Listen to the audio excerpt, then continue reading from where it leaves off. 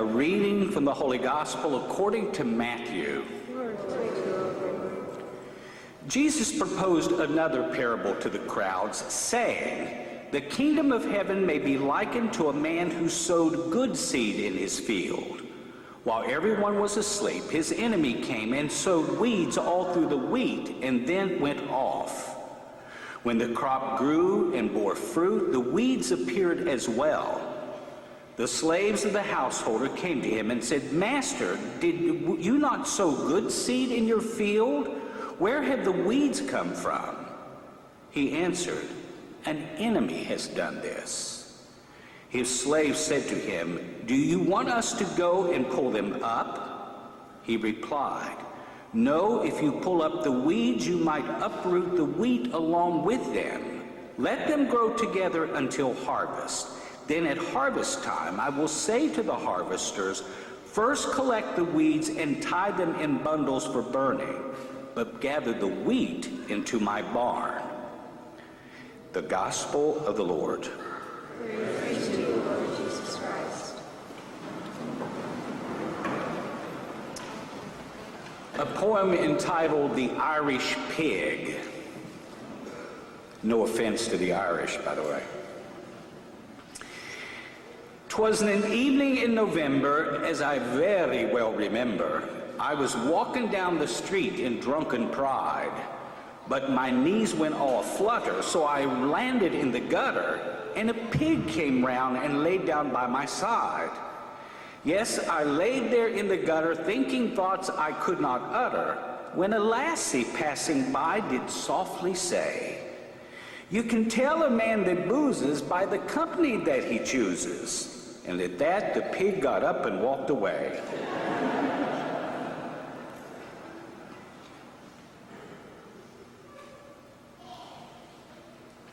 Would it be great if we could get up and walk away from situations involving unsavory characters at times, when we encounter the effects of sin and evil which are all around us? But as we all know very well, in most of those situations, we have to endure it. We have to stay. You can't escape reality. And that's why today's gospel parable is so important. It comes from St. Matthew's gospel, and it's found only in Matthew, in chapter 13. And that's a very key passage for Matthew because he will put most of his parables in that single chapter. And as the story opens up, we're told that the owner of a farming estate sends out his workers to plant the wheat. They do so, and then sometime later, they come back to report to the owner that there are weeds there among the wheat. And they say to the owner, "Look, we sow good seed. Where did the weeds come from?" The master's response, he says, "An enemy has done this." And so, being very dutiful servants, they look at the master and they say, "Well, if you want, we can go out and pull up all the weeds." But you see, the master knows that at this point of their development, when these weeds, which were known as darnel, a wheat-looking weed, had gotten to that point of their appearance, the roots had been intertwined with the wheat. So the master says, "No, you can't do that, because if you try to pull up the weeds, you're going to get the wheat at the same time, and then all is lost." "No," he says, "leave them go together. And then at harvest time, we'll go out and gather up the weeds first, bale them up and burn them, and then we'll gather up the wheat for the harvest. Let them grow together," says the master. Now, to whom is Jesus addressing this story? We're told the crowds, but actually there is a specific group in that crowd to whom he's addressing, and he will do that a lot in Matthew's gospel: the Pharisees and their scribes. Please remember, the Pharisees were one of 4 major groups among the Jews at the time of Jesus. We often think that the Jews were just one monolithic people, but they were not. The Pharisees actually came on the scene a couple hundred years before Jesus came to this world. And they actually began with good intentions. Here was the issue. They looked at the world in which they lived, and they found that the Jewish religion had become secularized, polluted, watered down, if you will. And they felt that as long as things stayed that way, then people didn't stand a chance to make it to heaven. And so they went to the first 5 books of the Old Testament. They pulled out 613 commandments from those 5 books. They built commandments on top of those commandments. And they said, if you want to make it to heaven, you've got to follow all of these laws. It's no wonder that the word Pharisee means separated one in Hebrew, Pharashah, because they truly separated themselves by the way they practiced this faith so rigorously. And from whom did they separate themselves? The common folk, the farmer, the shepherd, the people of the land. Why? Because these people, for the most part, were illiterate. They had no access to the laws of the Pharisees, and so they felt shut out. And the Pharisees looked down upon them as non-observant Jews, as sinners even, in addition to the tax collectors and the prostitutes and the drunks. They clumped them all together. Well, you see, Jesus didn't like this separation business. And that's why he tells the story of the parable of the wheat and the weeds. But he's also addressing another group of people among the Jews. We never hear about these people in the New Testament, but they were the second of the 4 major groups among the Jews. They were called Essenes. And here was their situation. They looked at the urban areas of the region of Palestine, especially the city of Jerusalem, and they felt that the Jewish faith had become too secularized. And so their way of dealing with it, go out into the desert and live by yourselves. So they went to a community called Qumran, where they built this fortress-looking monastery. And there they lived, and they fasted, and they prayed. And in their writings, and we're very fortunate, we made a huge discovery around Qumran in the year 1947. We discovered a number of their writings. They wrote and described themselves as the sons of light. And of course, the people living in the city who were partying it up were the sons of darkness. And they believed that if they prayed hard enough, if they fasted hard enough, if they remained faithful to the law enough, then at the end of time, God would come victorious from the heavens. He would raise up the sons of light and destroy the sons of darkness. But you see, they had one little problem. In addition to their prayer and their fasting, they practiced celibacy strictly. And so they brought themselves into extinction, unfortunately. You gotta make babies, you have to generate, otherwise you're gonna die. And that's what happened to the Essenes. Jesus says in that parable, no, that's not how you deal with it. You gotta live in a world where it's a mixed bag. There's good and there's bad, and you got to deal with it. But still we ask the question, especially when the effects of evil come close to us, why? Why? Why is there evil in the world? Why do people do evil things? Why do people hurt other people? Why do people have to die of hideous diseases? Why? Why do so many people in the world live on the brink of starvation? Why? And you know what? Keep asking the question. It's going to be an exercise in banging your head against the wall at times. Evil exists. Its effects are real. The good news is Jesus conquered its ultimate power on Calvary. When he was raised from the dead, he destroyed the ultimate power of evil. And what was the ultimate power of evil? That power which would rob us of our souls, our eternal life. Jesus took care of that. Evil can no longer do that to us. But its effects we have to deal with each day. And as I say in that opening poem, you can't just get up and walk away all the time. So if it's futile to ask the question why, then what can we ask? The better question is what? What? What can I do to protect myself against the effects of evil? What can I do to deal with the fact that there is evil in this world? What can I do? Well, the answer, obviously, for the Christian is to go to your Bible, for sure. And we go to the Bible especially to look at how Jesus himself dealt with evil. And the primary place to go, for sure, is in the temptation stories that we find in Matthew, Mark, and Luke. What do we find there every first Sunday of Lent when we hear one of those stories? We find that Jesus went into the desert. We find that evil was there. In fact, it was personified in Satan himself. We find that Satan tried to trick and trip Jesus up in every way imaginable. Especially, he tried to hit Jesus at his most vulnerable points. But Jesus fasted and prayed and trusted in his Father to save him. And he did. So if we can't go out into a desert for 40 days because we have to work for a living, we have children to feed and so on, what are we to do? Well, I'd like to share with you some stories. This one is a treasure chest for me. I received it from an usher who's now dead a number of years ago.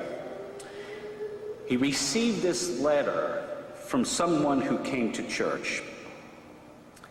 She writes, "Dear Harry, I'm sorry I don't know your last name, but then you don't know mine. You're at the 10 o'clock Mass each Sunday. I'm writing to ask you a favor. I don't know the priest too well, but somehow I feel close to you. I don't know how you got to know my first name, but every Sunday morning you smile and greet me by name, and we exchange a few words, such as how bad the weather is, how much you like my hat, or how I was late on a particular Sunday. I just wanted to say thank you for taking the time, for remembering an old lady, for the smiles, for your consideration, and for your thoughtfulness. Now for my favor. I'm dying, Harry. My husband has been dead for 16 years, and the kids are all scattered. It is very important to me that when they bring me to church for the last time, that you will be standing there in the front entrance. It wouldn't seem right if you didn't say, 'Hello, Gert, good to see you.' If you are there, Harry, I feel assured that your warm hospitality will be duplicated in my new home when I get to heaven."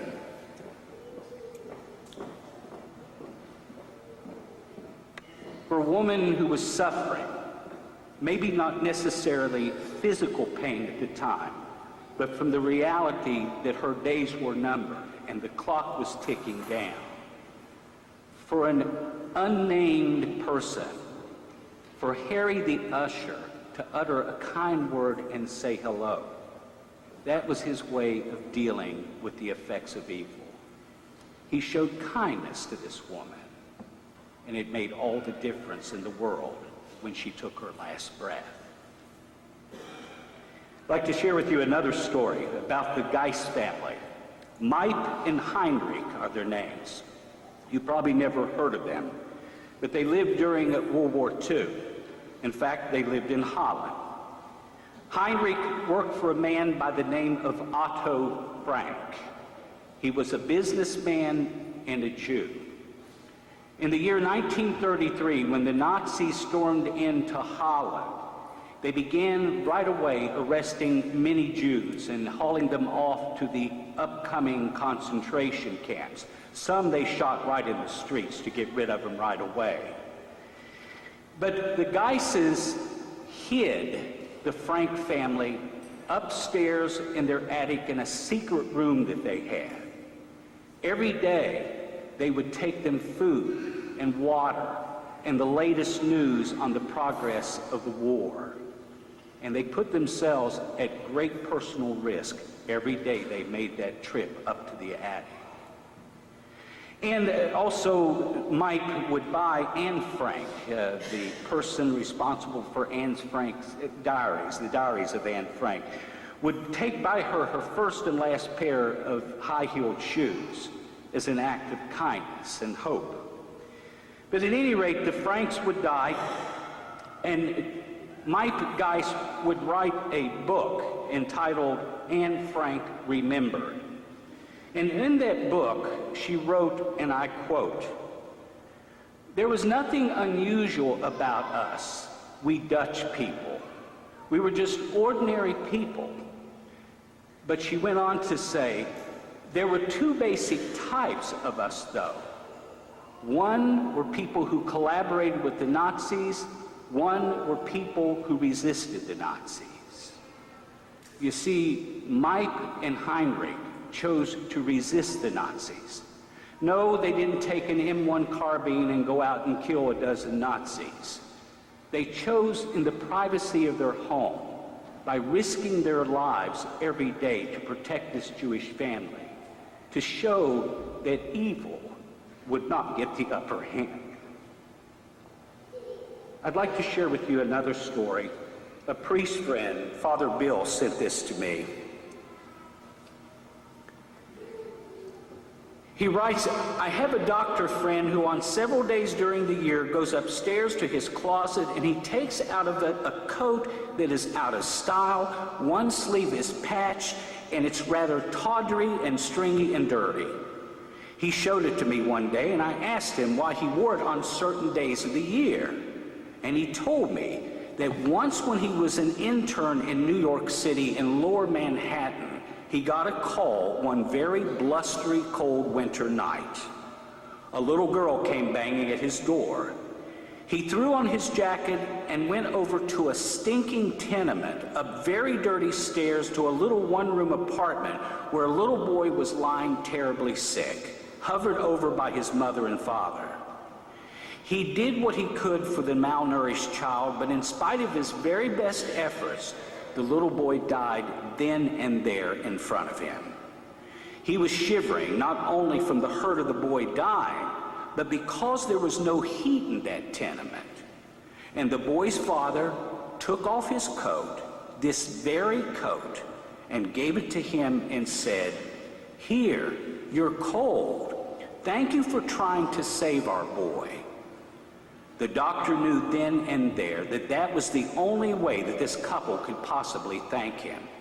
He didn't have the heart to refuse or turn it back, and now that he's prominent and fairly wealthy, twice a year, once on the anniversary of the boy's death and once on the anniversary of the day that he received his diploma to be a doctor, to remind himself what it's all about, he wears that coat."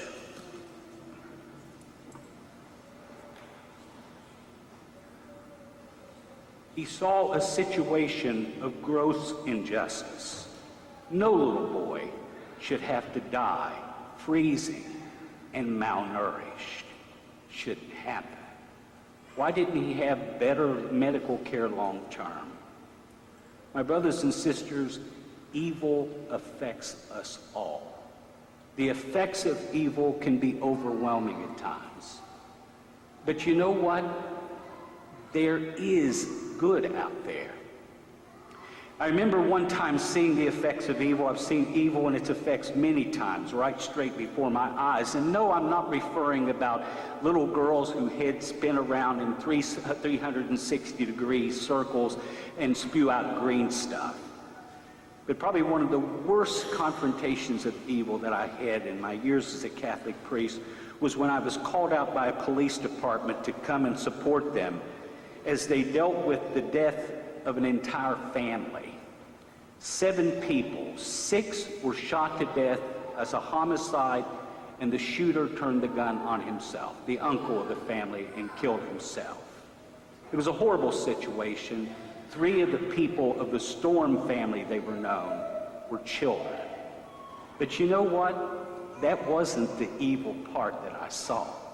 Oh, it's horrible looking at a pile of bodies and smelling gunpowder that just had been let go in the air, watching grown police officers cry.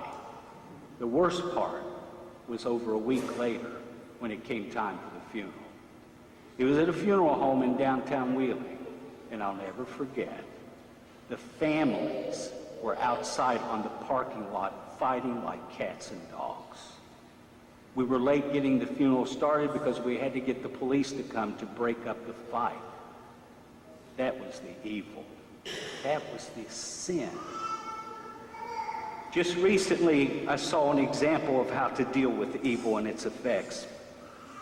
Tomorrow, I've been asked to help assist at the funeral of a very dear man. His name is Joe Cox. He's David Reed's brother-in-law. And what's so tragic about Joe's death is that Joe will probably go down in medical history as one of few human beings who suffered at the same time with 4 distinct types of cancer. How can one human body endure such hell? But he did. And he was patient. And he was humble. And he was sweet.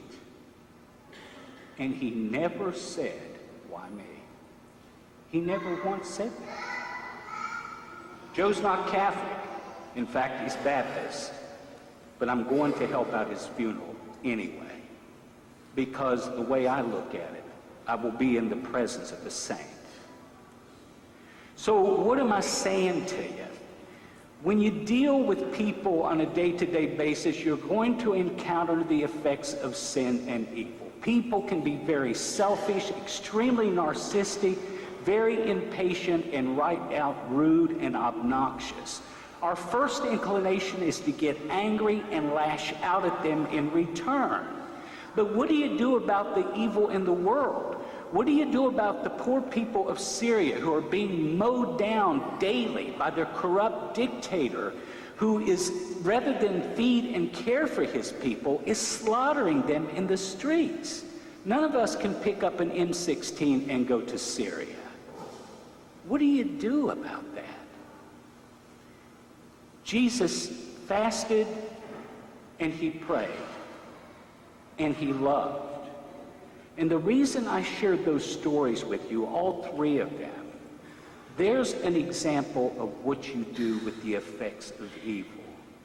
You don't return evil for evil. No, you love instead. Well, easy for you to say, Father Jim, you're a priest. It's in your job description. No, it ain't. I'm a human being first and happen to be a Catholic priest. Loving the unlovable, trying to love your way through injustice, gross injustice, is a challenge for us all. But look what Jesus did. Probably one of the most powerful scenes of the entire Gospels in the New Testament is that in Luke chapter 23, as Jesus lay on the cross dying. You remember what happened? But you have to realize the context of what happened. All around him at his feet were people that he had healed and loved and cured. Those were the people who were shouting, "If you're a big deal Messiah, save yourself." They were spitting at him and cursing at him while he lay dying on the cross. Remember Jesus' response? His dying words, "Father, forgive them. They know not what they do." No, my brothers and sisters, if you want to go live out in a cave in the desert like some of the people of old did, you're free to do so, of course. But we can't escape reality. The world is a mixed bag as much as we resent it and hate it. There's good and there's bad. What would be the worst tragedy if the good would succumb to the bad? So we go on through this life imitating Jesus by fasting, praying, and loving when we even have no reason to love. And we trust, as Jesus said, that when the Master comes at the end of time, he will take care of it all. Let us profess our faith.